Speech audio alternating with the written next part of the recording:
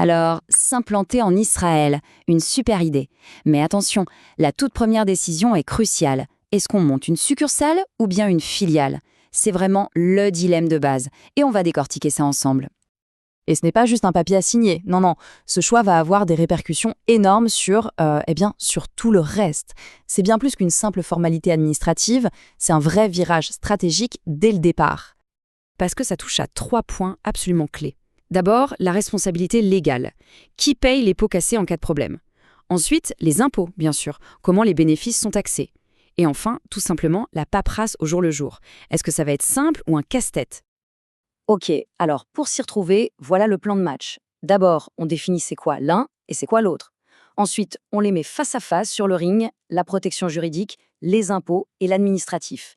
Et à la fin, on fait le bilan pour savoir quel montage choisir. C'est parti, on y va. Première chose à faire, comprendre les bases. De quoi on parle au juste avec ces deux structures? Alors, c'est vraiment deux philosophies opposées. D'un côté, on a la succursale. Pensez-y comme un bras de la société mère. C'est la même entité, juste délocalisée. Pas de personnalité juridique propre. De l'autre côté, la filiale. Là, c'est différent. On crée une toute nouvelle entreprise, une entité 100% israélienne, qui a sa propre vie juridique, même si elle appartient à la maison mère. Ok, maintenant que les bases sont posées, passons au premier vrai duel, la protection juridique. La question est simple, s'il y a un problème, qui est responsable? Et là, attention, c'est un point absolument critique.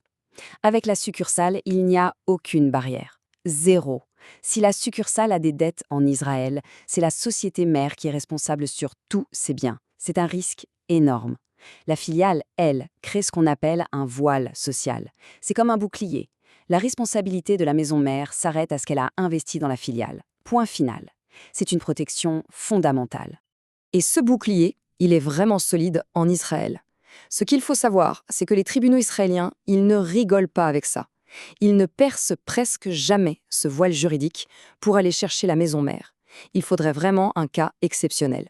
Donc en clair, du point de vue de la sécurité juridique, la filiale gagne haut la main. Bon, niveau juridique, c'est assez clair. Mais parlons argent maintenant. Qu'est-ce que ça donne côté impôt? Alors au premier abord, on pourrait se dire que c'est pareil. Et pour cause, les bénéfices faits en Israël sont taxés à 23%. Que ce soit une succursale ou une filiale, c'est la même règle du jeu. Le point de départ est identique.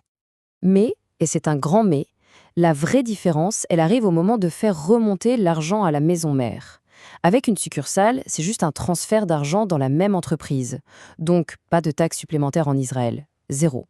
Par contre, pour la filiale, c'est une autre histoire. Là, on distribue des dividendes et ça, bim, c'est taxé entre 25 et 30%. La différence est juste énorme. Ah, et un petit point de vigilance qui s'applique aux deux cas. Tout ce qui est facturation de services entre la maison mère et l'entité en Israël, ça doit se faire au prix du marché, en respectant les règles de l'OCDE. On ne peut pas juste facturer n'importe quoi pour déplacer les bénéfices. Ça, c'est une règle d'or à ne pas oublier. Ok, on a vu le juridique, on a vu le fiscal. Maintenant, place au concret, la paperasse, le quotidien. Qu'est-ce qui est le plus simple à gérer?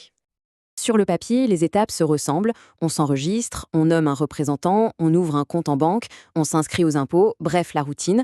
Sauf que, dans la pratique, l'expérience n'est pas du tout la même. On va voir pourquoi. Et c'est là que ça devient intéressant.